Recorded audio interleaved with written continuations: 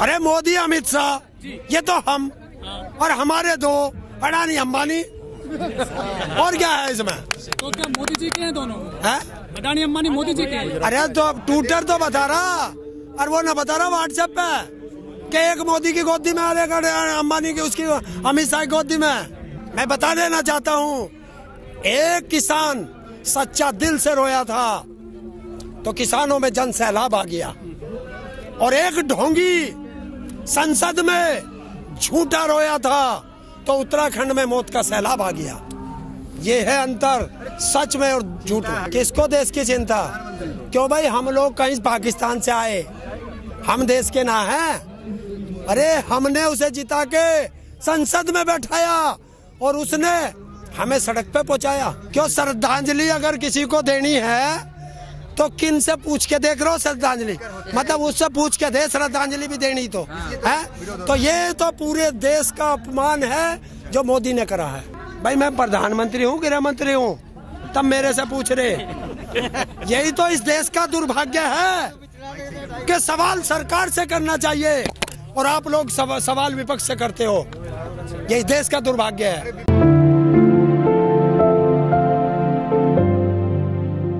हरेंद्र जी 80 दिन होने जा रहे हैं किसान आंदोलन को। किसान कम होता जा रहा है गाजीपुर में।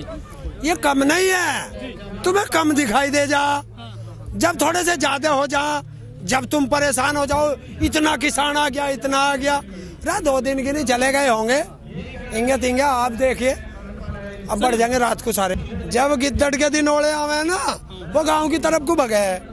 इसी सोशल मीडिया से ये देश के प्रधानमंत्री बने मोदी और उसी सोशल मीडिया पे बैन लगा रहे हैं। तो ये गिद्दड़ है, ये गिद्दड़ है और अरे जिससे इनको फायदा हुआ अब उसी को एक जहन्नुम पहुंचा रहे हैं। तो ये सोशल मीडिया वो चीज है कि इसी से मोदी प्रधानमंत्री बने हैं। यही सोशल मीडिया एक दिन मोदी को जमीन में गाड़ देगी। तो क्या हो गया, फॉलोवर हैं कम नहीं होते, उससे ज्यादा पूरे भारत में।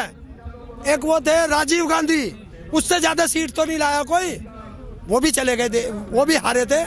तो ये कोई अमर पट्टा लेके आया। सोशल मीडिया पे विदेशी कोई सेलिब्रिटी ट्वीट करते हैं जैसा रिहाना है या मियां खलीफा है, तो ये लोग कहते हैं कि इससे देश की बदनामी होती है। तो आपने ऐसा माहौल देश में पैदा क्यों करा कि विदेशियों को बोलना पड़ा? आपने अपने देश के किसानों की बात क्यों नहीं सुनी? अगर अपने देश के किसानों की बात सुनते तो किसी को बोलने की वो नहीं होती। और कौन जिसको तुम बैठ के इंटरव्यू दे रहे हो, जिसके तुम वहां बैठ करके इंटरव्यू दे रहे हो, वो तो विदेशी है। जो तुमसे पूछ रहा आम काट के खाओगे या चूस के, अक्षय कुमार, हाँ विदेशी है। भारत की नागरिकता छोड़ दी। देश के बड़े कलाकार हैं, उनका सम्मान है। कैसे हमारे देश का है? जब हमारे देश की नागरिकता छोड़ दी तो हमारे देश के लिए तो गद्दार हो गया। वो भी सबसे ज्यादा टैक्स देने वाले एक्टर हैं। कौन?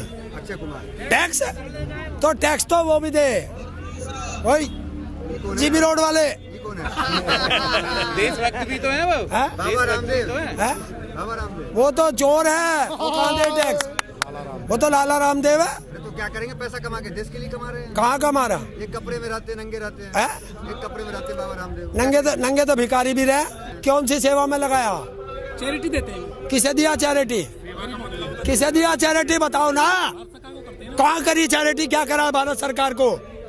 बताए कोरोना में कितना रुपया दिया? अरे दवाई ले आए। बताओ लाला राम ने। वो देश को जो है योग दे रहे हैं। है? योग क्यों उससे पहले नहीं था? अरे ऋषि मुनियों किस टाइम से हमारे यहाँ योग है। इन्हें क्या नया दे दिया? हाँ इसने दे दिया, एक नया जुमला दे दिया देश को, एक नया तरीका बता दिया कि आंदोलन से सलवार पैर के कैसे भागा जाता है, वो सया रास्ता दिखा दिया। नहीं वो तो संसद में भी रोते हैं जुमलेबाज। तो मोदी जी ने कहा है कि एमएसपी थी, है और रहेगी। ये तो हमने भी कहा है। हम कह रहे इसे गारंटी का कानून बना दे। क्यों नहीं बना? तो क्या कह दिया संसद में? और हम भी तो कह रहे हैं, हम कद कह रहे ना है। तो आपको विश्वास नहीं है मोदी साहब की बातों? क्या विश्वास करें? बता क्या विश्वास करें? हिंदुस्तान तो मुमकिन है। लोग कहते हैं मोदी तो मुमकिन है। अरे मोदी है तो मुमकिन है, जब ही तो किसान 80 दिन से सड़क पे पड़ा है। अरे हम कद कह रहे हमारी जमीन जारी, हम नू कह रहे हम नू बता इसमें सफेद क्या कानून में मोदी जी ने कहा तो है कि ये कानून गंगा की तरह साफ है। अगर गंगा की तरह पवित्र है, हैं?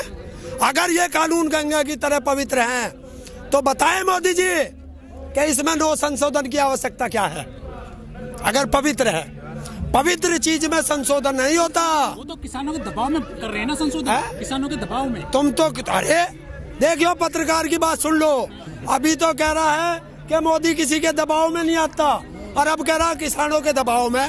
अरे पहले अपनी रोड जाम करेंगे, दिल्ली को घेरेंगे, तो कुछ न कुछ तो करना पड़ेगा। कहाँ तो हम क्या करें? और संसद में हम नहीं जा सकते, प्रधानमंत्री हमसे नहीं मिल सकता, तो हम क्या करेंगे? सड़क पे बैठेंगे। तो फोन नंबर दो ना। फोन हम देंगे नहीं, बात हम करेंगे नहीं, तो किसान से बात कैसे होगी? हरेंद्र जी, जो CNRC का जो वो था जिन्न फिर से बाहर आने वाला है। अमित शाह ने कह दिया कि इसके दवाई के बाद में हम वही लेकर के आ रहे CNRC। देखिए, इनके पास और है क्या? इनके पास दो जुमले हैं और देश को लड़ाते आए हैं। जब से ये पार्टी बनी है, ये पार्टी सिर्फ हिंदू मुसलमान पे चली है और हिंदू मुसलमान पे लड़ाया है, और ये किसान है। और मैं इन किसानों से कहना चाहता हूँ, समझ जाओ, चुनाव आएंगे, फिर दो लड़के हिंदू के मरेंगे, दो मुसलमान के मरेंगे, दो लड़की हिंदू की भगेंगी, दो मुसलमान की भगेंगी, और तुम फिर आपस में लड़ोगे। लेकिन हरेंद्र जी, और ये लड़ाएंगे। जो वोटर है, विकास जो वो तो यही चाहते हैं ना, वोटर यही तो चाहता है हिंदू मुस्लिम हो जाए। अब चाहेगा तो मेरे तो अकेले के बस की है नहीं। मैं तो लोगों को जगा सकता हूँ, जगा रहा हूँ कि जाग जाओ, वरना ये ऐसे ही लड़ाएंगे आपको और राज करेंगे। तो ये वोटर तो सब देते हैं, तो सबको ही तो जगा रहा हूँ भाई कि इन हिंदू मुस्लिम सिख ईसाई छोड़ दो, धर्म जाति छोड़ दो, एक ही जाति पकड़ लो कि या तो आप किसान हो या आप मजदूर हो, और इन उद्योगपतियों को भगा लो।